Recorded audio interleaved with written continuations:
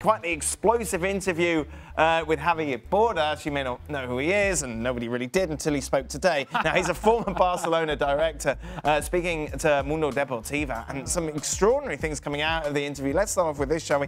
We had the option of buying Kylian Mbappe for 100 million euros when we were pursuing Dembele, but the technical secretary preferred Dembele. The explanation at the time was that Mbappe plays for himself and Dembele plays for the team. Huh?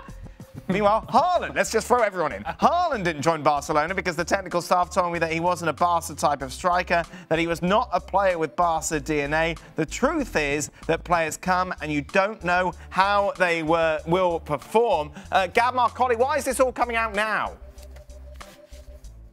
Gee, I wonder why, because I think, you love to scapegoat, you love to reposition yourself for the future.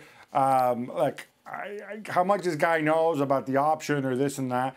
The Haaland thing, to me just looks like stereotyping. Oh, look, the guy is very large and very Norwegian and short and very strong. So he's not a Barcelona type striker, because the last time we had a big, tall Scandinavian here, nobody liked him, and that was Zlatan. Yep. So let's go for somebody else, which is ridiculous stereotyping. Teams in their DNA adapt to the players who are there and who are around them. I don't even know where to begin with Mbappe. What I will tell you is a lot of clubs felt that they had an option on Mbappe, whatever that means. A lot of people thought that he was in the bag. Imagine you're a Barcelona fan and this is coming out now. It's like, who, what? Like anybody who's played Football Manager would have chosen Mbappe, surely. You're better off not believing this. You're better off discrediting Bordas and saying, well, he's just saying this because he's a former Barcelona director, not a current Barcelona director. But if there is any truth in this, whoever is making this decision, boo! Boo! Are you kidding me? If there's any truth to this, and the actual evaluation told you that Ousmane Dembele was more of a team player than Kylian Mbappe, and that's the actual reason as to why you picked Dembele over Mbappe, man, the issues on Barcelona go deep, and I mean deep. This is incredible. Shaka, you were saying before you agree with these decisions. yeah, right.